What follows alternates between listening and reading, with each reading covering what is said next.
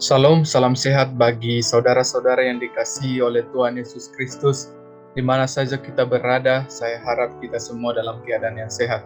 Kembali saya mengajak kita semua untuk belajar bersama-sama renungan singkat yang saya bawakan dan saya beri judul Kasih dan Setia.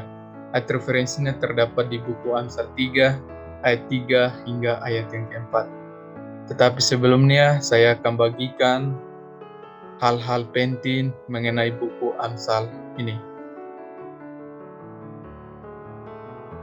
Sebagai manusia yang menjalani hidup di dunia ini, kita berusaha membangun hidup yang memiliki tujuan-tujuan yang dapat membawa pada kesejahteraan dan kebahagiaan. Rasanya tidak ada manusia normal di dunia ini yang tidak mau hidupnya sejahtera dan bahagia.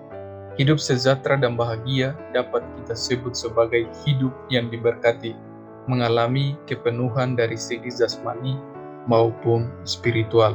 Tetapi kenyataannya tidak semua orang dapat membangun hidup yang diberkati, sejahtera, bahagia. Ada yang justru mengalami yang sebaliknya.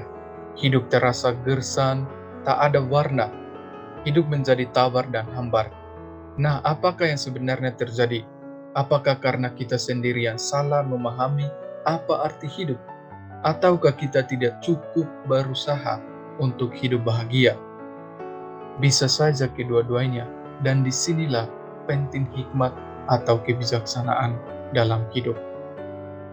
Hikmat ini sendiri diperlukan sebagai penuntun kehidupan yang menunjukkan kemana seharusnya arah hidup kita.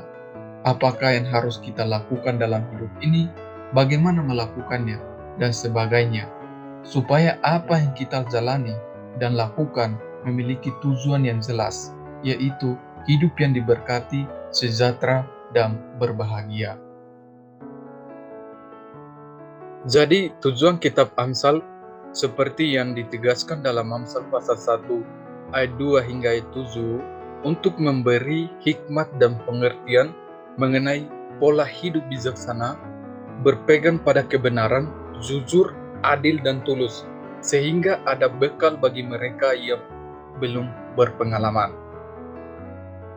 Lalu, bagaimana pengamsal menulis kitab ini dengan mempersembahkannya pada para pembaca di segala zaman? Pada dasarnya, pengamsal adalah pengamat kehidupan. Ia mengamati kehidupan praktis sehari-hari. Ia tidak mulai dari teori yang tinggi-tinggi, namun dari cara hidup orang setiap hari. Ia menemukan ada yang tidak bijaksana dalam hidup. Mereka hidup tapi penuh dengan sikap sia-sia, yang nantinya akan berujung pada kesia-siaan. Untuk memperoleh hidup yang penuh makna, maka orang harus memiliki hikmat yang bersumber dari Tuhan.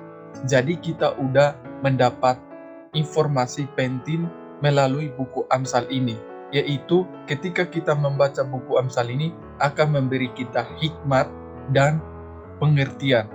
Hikmat yang kita miliki itu akan bersumber dari Tuhan ketika kita mempelajari dari buku Amsal tersebut.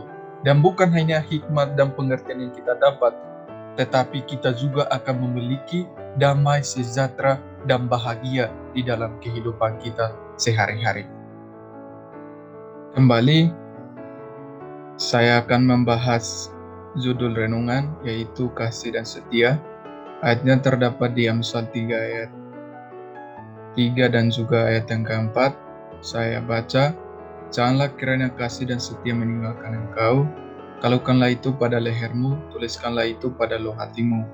Maka engkau akan mendapat kasih dan penghargaan dalam pandangan Allah serta manusia."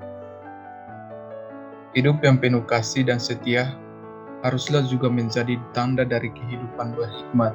Mereka yang memiliki kedua ini akan mendapat penghargaan baik dari Tuhan maupun manusia. Betapa tidak, sebab mereka akan senantiasa membangun hubungan yang penuh ketulusan dengan orang lain, bahkan dengan Tuhan. Mereka akan disenangi karena sikap dasar setia dan penuh kasih. Sebagai sahabat, mereka akan sungguh-sungguh menjadi sahabat yang baik dalam susah dan senang. Mereka tidak akan berlaku seperti ungkapan, "Ada uan, abang sayang, tidak ada uan, apa melayang." Dengan kata lain, mereka memiliki integritas seorang yang sejalan antara kata dan perbuatan. Mereka dapat dipercaya dan dapat diandalkan. Jadi, dua pelajaran penting bagi kehidupan kita adalah hikmat yang berasal dari Tuhan dan juga berkat yang kita dapat ketika kita melakukan firman Tuhan atau hikmat Tuhan yang diperintahkan kepada kita. Jadi hikmat Tuhan itu apa sih? Di sini hikmat Tuhan di Amsal 3 ayat 3, yaitu janganlah kiranya kasih dan setia meninggalkan engkau, kalungkanlah itu pada lehermu, tuliskanlah itu pada loh hatimu. Tuhan memerintah atau Tuhan perintahkan kepada kita supaya kita ikuti, yaitu jangan kita meninggalkan kasih dan setia, tetapi kita harus simpan di dalam pikiran kita dan tuliskan dalam hati kita. Sebenarnya apa itu kasih dan setia? Kalau kita belajar di buku 1 Korintus pasal 13 ayat 4 dan ayat 5 dan selanjutnya, di situ dikatakan kasih itu sabar, kasih itu murah hati, ia tidak cemburu, ia tidak membanggakan diri dan tidak sombong, ia tidak melakukan apa yang tidak sopan dan tidak mencari keuntungan diri sendiri. Ia tidak pemarah dan tidak menyimpan kesalahan orang lain.